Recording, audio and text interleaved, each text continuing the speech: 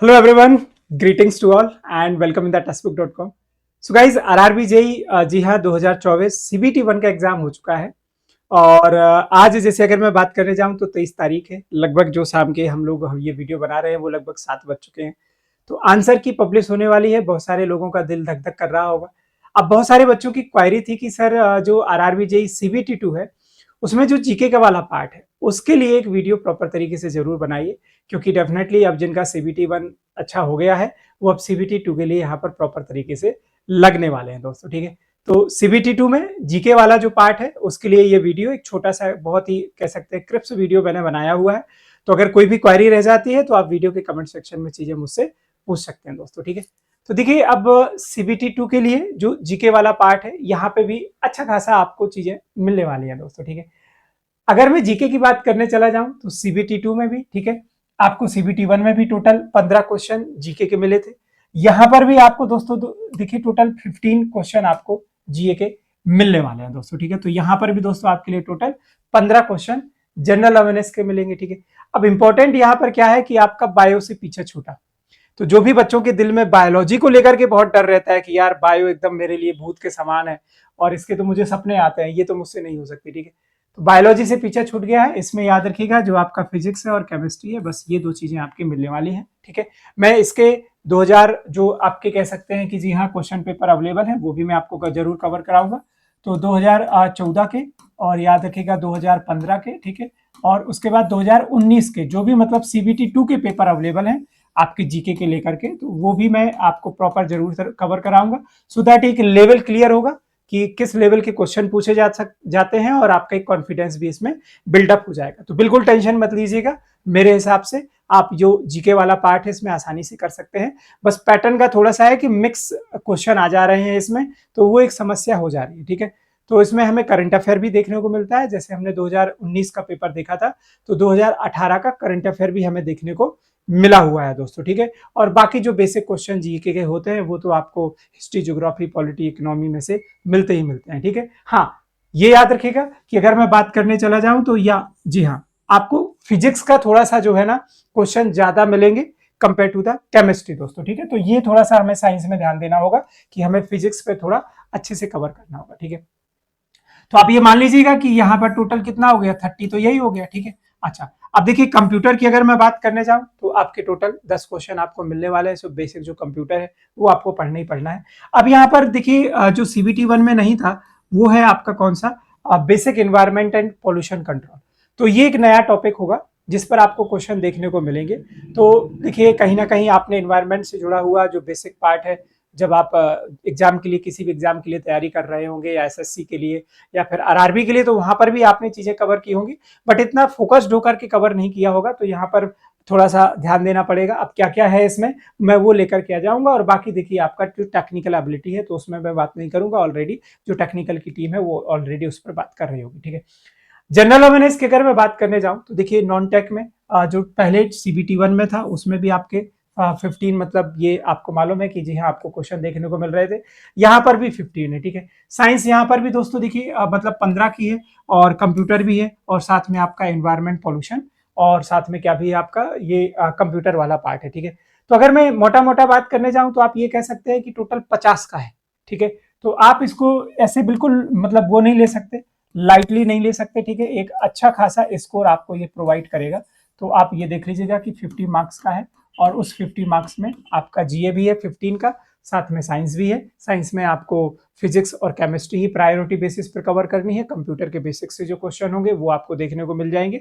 एक बार जब हम लोग 14, 15 और 19 के सभी शिफ्ट के क्वेश्चन कवर कर रहे होंगे तो आप आसानी से लेवल देख पाएंगे, और एनवायरमेंट से जुड़े हुए क्या क्या क्वेश्चन होते हैं वो भी हम लोग यहाँ पर देखेंगे दोस्तों। ठीक है, तो जीके की अगर मैं बात करने जाऊं तो जीके वाला जो पार्ट है वही सेम है जिस प्रकार से आपने सीबीटी 1 में कवर किया था, यानी कि यहाँ पर भी आपको ज्योग्राफी देखने को मिलेगी, तो उसमें भी आपको ज्योग्राफी के क्वेश्चन देखने को मिल जाएंगे दोस्तों। ठीक है, सीबीटी 2 में भी हिस्ट्री यहाँ पर भी है, बेसिक हमारा जो इंडियन पॉलिटी और कॉन्स्टिट्यूशन है, जिसमें पार्ट्स, आर्टिकल, अमेंडमेंट, शेड्यूल और जो इंपॉर्टेंट आप president, vice president, union, attorney general, CAG और supreme court, panchayat, municipal corporation पढ़ते हैं, तो यहाँ पर भी मिल जाएगा। ठीक है, इसके अलावा अगर मैं बात करने जाऊँ तो जी हाँ, इकोनॉमी से भी क्वेश्चन देखने को मिलते हैं, बट मेजर क्वेश्चन हमें इतने देखने को नहीं मिलते। ठीक है, और कंप्यूटर वाला पार्ट है ऑलरेडी मैंने शामिल किया। आर्ट एंड कल्चर यानी कि स्टैटिक वाला पार्ट डेफिनेटली यहाँ पर रहेगा।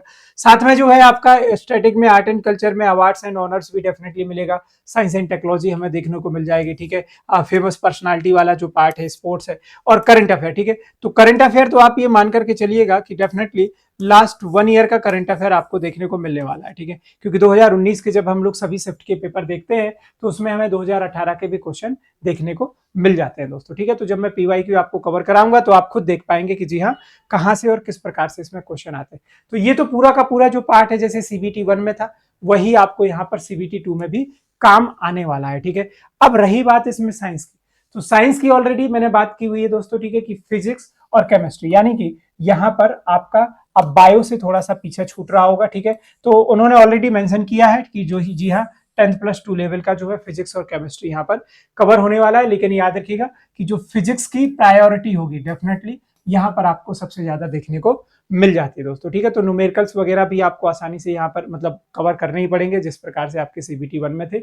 और केमिस्ट्री को ध्यान देना पड़ेगा। ठीक है, केमिस्ट्री वाला पार्ट भी हमें अच्छे से कवर करना होगा। ठीक है, अब अगर हम लोग बात करने जाएं, देखिए बेसिक कंप्यूटर की और एप्लीकेशंस की, तो कंप्यूटर और बेसिक जो एप्लीकेशंस है उसमें आपका इंट्रोडक्शन ऑफ कंप्यूटर है, जनरेशन ऑफ कंप्यूटर वाला पार्ट है, इनपुट एंड आउटपुट डिवाइसेस क्या होती है, ऑपरेटिंग सिस्टम से जुड़े हुए क्वेश्चन, नेटवर्किंग वाला पार्ट है, कंप्यूटर वायरस से जुड़े हुए, computer hardware and software, programming language है, एमएस वर्ड है और एमएस एक्सेल है। ये कंप्यूटर वाला पार्ट है। तो जो कंप्यूटर की फैकल्टीज होंगी वो डेफिनेटली आपके कुछ यहाँ पर डेफिनेटली आपके लिए सेशंस लेने वाले होंगे, लाइव सेशंस होंगे, तो आप उनको कवर कर सकते हैं। बाकी ऑलरेडी हमारा जो कोर्स है आप उसमें भी कवर कर सकते हैं। अब इंपॉर्टेंट देखिए जो है, जो मेरे हैंडल में रहेगा वो है आपका दोस्तों कौन सा, एनवायरमेंट पोल्यूशन कंट्रोल का।